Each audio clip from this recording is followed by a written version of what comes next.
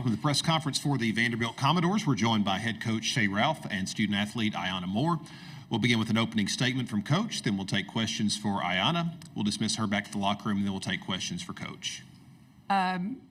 First, I want to say hats off to South Carolina, obviously a storied program with a tradition of excellence, and they played very well today. Also, want to give credit to my team. I thought that we fought hard, and we looked much more like ourselves in the second half of the game. We settled in. Our shot selections were better. Our defense was better. That's the best of who we are. And when we are that team, we can compete with anyone in the country. I fully believe that.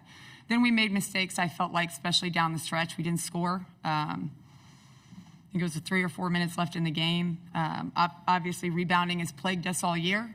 Thought we gave up some rebounds. I thought our rotations defensively when we were trapping towards the end of the game were poor, giving up wide open layups. And then they had 18 points off of our 16 turnovers, which to me just means they were untimely and inopportune. But when we play like the team that I saw in the third quarter and most of the fourth quarter, we're a team that will be reckoned with in the NCAA tournament. So hats off to South Carolina. I'm disappointed we're not moving on, but proud of the effort I saw today. We'll take questions now for Ayanna. Please raise your hand and we'll bring you a microphone. Here in the front, Ayanna. Ayanna, Shea has mentioned that you're a leader on the floor, and when you guys were trying to mount a comeback and being that team she talked about in the second half, what were the conversations like with your teammates? I think just doing the intangible things, giving positive touches, talking positively to each other, having great body language, because that'll go a long way for us. So continuing to tell them that goes a long way. So just continuing to do that. Cora in the front. I know, obviously, I'm sure you wish the result was different, but what do you feel like your team showed this week in Greenville with, beating Tennessee a second time and, making it a really close game with South Carolina near the end? I feel like we showed that we can fight and we can compete with anybody. When we're playing together, we're playing as a group, a unity, as one. We can do anything that we put our minds to, and all we need is believers, and we have belief in our locker room, and that's all we need. Any other questions for Ayanna? Ayanna, thank you. You can be dismissed back to the locker room. We'll take questions for Coach. Elena, then Cora, then here in the back. Shea, where do you feel like the biggest adjustments you guys made were in the second half to really try to mount that comeback? I feel like, reminding our team of who we are, making sure that we took better shots. We needed to move the ball from side to side a little bit. I thought we needed to simplify some things where we were able to screen, get downhill, roll, making some movements off the ball that opened up our shooters. I thought they did a really good job trying to keep the ball out of Iyana and Michaela's hands. But when we put Mitch in there, she was able to do some of those things. Rebound, screen, that really helped us and created some momentum. And then, again, locking up on defense, which I thought our defense was not good the first half of the game. So when we defend and rebound, we are a much, much better team because we can create some opportunities in transition, right? That doesn't mean we're going to score in transition, but it opens up the floor a little bit for us. And this team plays better when they're more free.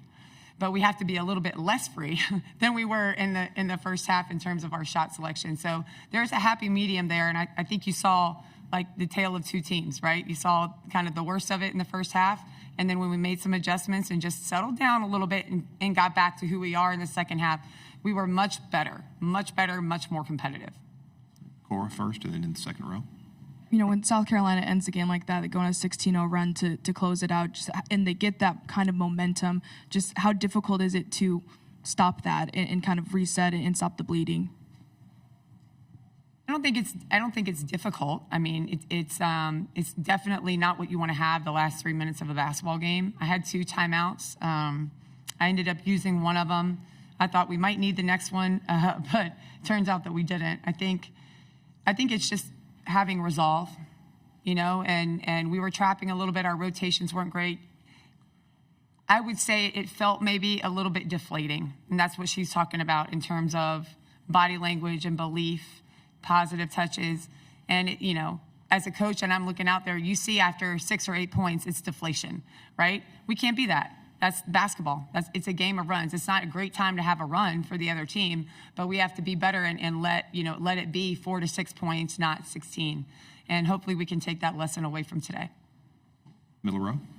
Coach, I have a two-part question. You kind of hinted on the third quarter that you saw your team do some really, really good things. What was your specific message to them coming into the third quarter? And then how do you build off of that moving into when you start thinking about like the NCAA tournament?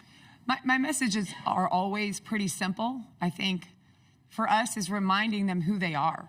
And, you have to remember we're in year 4 of a revitalization, right? So we've done things this year in our program that have never been done before, and that's why most of these kids came here. Coach Tom did the pregame speech, and he said, you don't have to see to believe. You have to believe to see. And that's what we have to remind them in moments where it can maybe feel a bit overwhelming when you're playing a South Carolina who has seen it before. They've won national championships. They've been there. My team wants to do those things, but we haven't seen it yet. So we have to remind them to believe in themselves. And we are a team that can compete with anyone, and they proved it today. So that was it. That was it. Very, very simple. We know who we are, but there are moments where it gets away from us. We're a young team. We have a great veteran leader. We have some veteran leaders. But in moments like this where we haven't been in yet since we've been here, they have to remember to believe in them, and they have to remember to stick to who they are. That's it. And Coach, I know we're in a neutral site, but given where we are in South Carolina's history in this building, how much do you think the environment factored into their first half struggles and then trying to keep them from going on that game-ending run? Yeah, you want to say that, it doesn't, but it does. I think they have a traveling fan base and have to travel very far. But it is a great environment. And whether they're cheering for us or not, it's great to have that kind of environment in our women's basketball game. So I just tell them to enjoy it. It can create momentum either way if you let it. But it's an awesome environment. So pretend they're cheering for you. Just enjoy the fact that there's butts in the seats out here wanting to see a great game, and hopefully we're able to give that to them. Is it really impossible to have a truly neutral site, given how the nature of the conference is laid out and all that? I don't know. That's a great question. I don't think so. I don't think anything is impossible when it comes to our game. I think you can just control what you can control. But the fact that people are traveling to see, to support their teams, you see just as much orange out there. Same thing yesterday, and we were able to use that in our favor.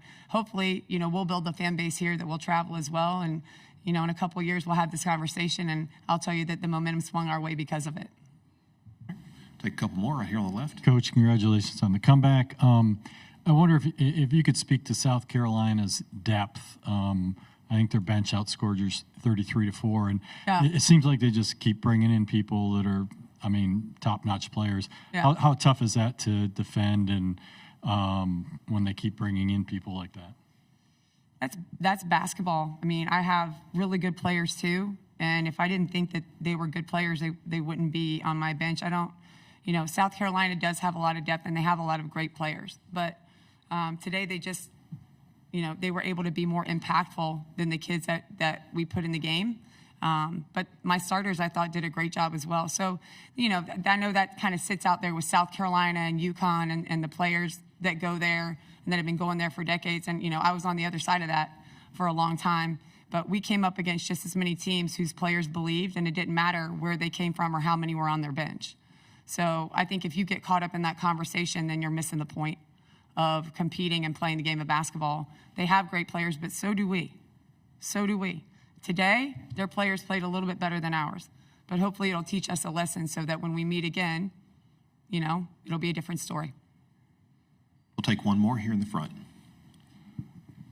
Yeah, this time last year you guys were on the bubble, but now you're comfortably in the NCAA tournament. Just what does this next week look like for you guys?